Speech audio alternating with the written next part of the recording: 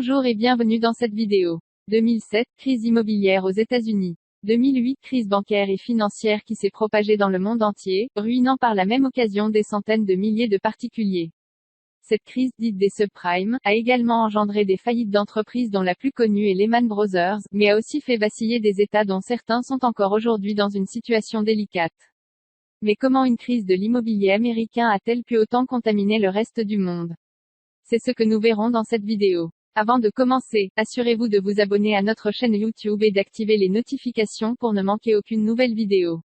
Vous pouvez également télécharger votre livre offert, le guide de la liberté financière, qui vous aidera à vous créer des sources de revenus pour vous mettre en sécurité financièrement. Contexte de la crise des subprimes. Au début des années 2000, la Réserve fédérale américaine, la Fed, permet à des ménages d'ordinaire non solvables de pouvoir emprunter pour acheter un bien immobilier en abaissant ses taux directeurs. Ainsi, les ménages modestes peuvent emprunter car le crédit leur coûte moins cher, acheter leur bien immobilier et relancer l'économie globale aux États-Unis. Dans le même temps, les investisseurs sont friands des titres financiers générés en assemblant ces crédits hypothécaires, ce qu'on appelle la titrisation. Dans un contexte de taux très bas et de liquidités abondantes, ils recherchent des placements qui présentent un rendement plus élevé. L'offre, ici ce sont les titres adossés aux crédits hypothécaires, et la demande, ici, les investisseurs, se rencontrent pour favoriser l'essor des subprimes. Que sont les subprimes? Les subprimes sont des prêts immobiliers accordés à partir des années 2000 à des ménages américains qui ne remplissent pas les conditions pour souscrire un emprunt immobilier classique. Un nouveau mécanisme financier leur ouvre un accès au crédit, les emprunts qu'ils contractent sont gagés sur la valeur de leur bien immobilier, qui, à l'époque, ne cesse d'augmenter. Certains emprunts prennent même en compte les plus-values potentielles que ces ménages pouvaient espérer réaliser quelques années plus tard. Ainsi une personne ne pouvant d'ordinaire pas contracter de crédit du fait de son faible revenu, de son endettement déjà trop important ou de la mauvaise gestion de ses finances, se retrouve à pouvoir emprunter, et pour un montant supérieur à ce qui lui aurait normalement été accordé. Le risque est que si le ménage n'arrive pas à vendre sa maison quelques années plus tard au prix calculé par la banque au minimum, il aura énormément de mal à rembourser. Les origines de la crise des subprimes. La Réserve fédérale américaine, la Fed, permet à des ménages d'ordinaire non solvables de pouvoir emprunter pour acheter un bien immobilier en abaissant ses taux directeurs au début des années 2000. Les banques, attirées par de potentiels profits élevés, font jouer le Community Reinvestment Act, qui date de 1977. Cette loi permet en outre aux banques de prêter plus facilement de l'argent à des ménages modestes, d'ordinaire non solvables, car l'État s'en porte garant. Les banques proposent ainsi des crédits à des ménages très modestes avec un taux d'intérêt révisable, en général fixe les premières années puis variable ensuite, et indexé sur les taux directeurs de la Fed par exemple, ainsi que d'une prime de risque élevée. La Réserve fédérale, qui encourage le crédit facile via ses taux bas pour relancer l'économie, a ainsi permis à des millions de foyers modestes de devenir propriétaires, moyennant des prêts à surprime, dits subprimes. Bas au début, leur taux variable peut atteindre 18% au bout de 3 ans. Les taux d'intérêt de ces prêts dépendent de la valeur du bien immobilier. En cas de hausse de ces taux variables, l'emprunteur voit sa mensualité augmenter et peut se retrouver dans l'incapacité de rembourser la banque. C'est ce qui s'est passé avec l'effondrement du marché immobilier américain depuis le début de l'année 2007.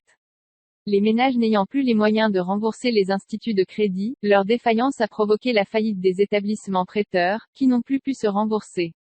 Car même en saisissant la maison, celle-ci a désormais une valeur inférieure à celle de départ. Il n'était pas rare, au plus fort de la crise, de pouvoir s'acheter une maison qui valait plusieurs centaines de milliers d'euros, pour quelques milliers d'euros seulement.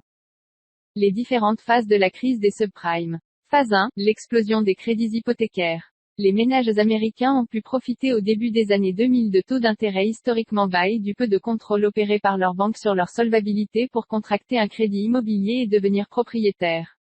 Le contrat passé avec leur banque est un prêt hypothécaire assorti d'un faible taux d'intérêt, fixe, pour les premières années, puis un taux variable pour le reste de l'emprunt. Ainsi, depuis 2001, de nombreux établissements de crédit ont accordé trop facilement des prêts aux ménages les plus modestes. Comme le risque est élevé, les taux d'intérêt vont l'être également, particulièrement après les 2 premières années du contrat d'où le terme de subprime. En 2007 les crédits subprime représentaient 1200 milliards de dollars soit 13% des crédits immobiliers totaux. Phase 2, la titrisation, les banques revendent les crédits. Les banques ne vont pas garder la créance liée à ces emprunts immobiliers mais les revendre à une autre banque, une banque d'investissement, pour pouvoir trouver des fonds et continuer à prêter aux ménages. C'est la titrisation. Il s'agit d'un mécanisme qui consiste à transformer des créances en titres. Ces titres vont être revendus afin de récupérer des liquidités, et indirectement disperser le risque. Cependant le risque n'est pas éliminé, il est juste disséminé dans de nombreux fonds de placement bancaires aux États-Unis et dans le reste du monde. Ces fonds de placement, attirés par les rendements élevés de ces obligations, vont racheter ces obligations devenues toxiques voire même pourries. En anglais, on parle de junk bonds. Ces créances douteuses sont mélangées à d'autres titres plus sûrs pour en donner de nouveaux, mais ces derniers gardent la notation élevée des titres auxquels ils se sont mélangés. Ainsi, il n'est pas rare par exemple qu'une obligation de l'État allemand notée AAA se retrouve mélangée avec l'une de ses créances notées DD, mais garde cependant la notation globale AAA. Disons que l'obligation allemande soit appelée Top Sécurité et rapporte 1% par an d'intérêt. Une fois mélangé au prêt subprime, le nouveau titre s'appelle Top Sécurité bis et rapporte 6% par an. Les investisseurs que sont les banques, fonds d'investissement, États, particuliers et entreprises, se sont évidemment rués dessus. Phase 3, la crise des subprimes éclate. Avec la remontée du taux directeur de la Fed, jusqu'à 5,25% en 2006 alors qu'il était à 1% 2 ans auparavant, des milliers de foyers américains se sont déclarés en faillite personnelle, cela représente plus de 300 000 expulsions juste au mois d'août 2008. Le nombre de nouvelles maisons à vendre provoque l'effondrement du marché immobilier, les prix baissent à tel point que la revente ne suffit plus à rembourser la dette.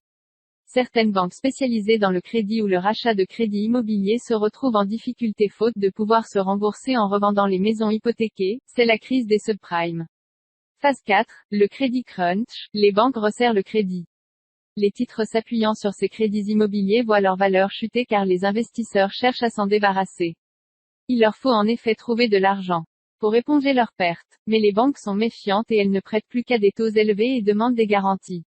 Le crédit devient de plus en plus rare et difficile à obtenir, c'est le crédit crunch, ou en français, resserrement du crédit. L'internationalisation des marchés financiers fait que de nombreux établissements bancaires à travers le monde n'arrivent plus à trouver les liquidités nécessaires à leur refinancement. La méfiance se généralise, les bourses paniquent et certaines banques, assurances et hedge funds sont au bord de la faillite. Phase 5, l'intervention des autorités. Devant l'ampleur de la crise, les banques centrales et les autorités publiques injectent des milliards de dollars de liquidités pour rassurer les marchés et racheter les obligations toxiques. Certains établissements sont ainsi renfloués, comme Bear Stearns, Northern Rock, Freddie Mac, Fannie Mae, AIG, tandis que d'autres font faillite comme Lehman Brothers.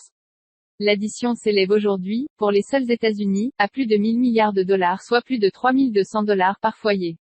La dette publique américaine, déjà très importante, s'élèvera après le plan de sauvetage de 700 milliards proposé par l'administration Bush à 11 300 milliards de dollars.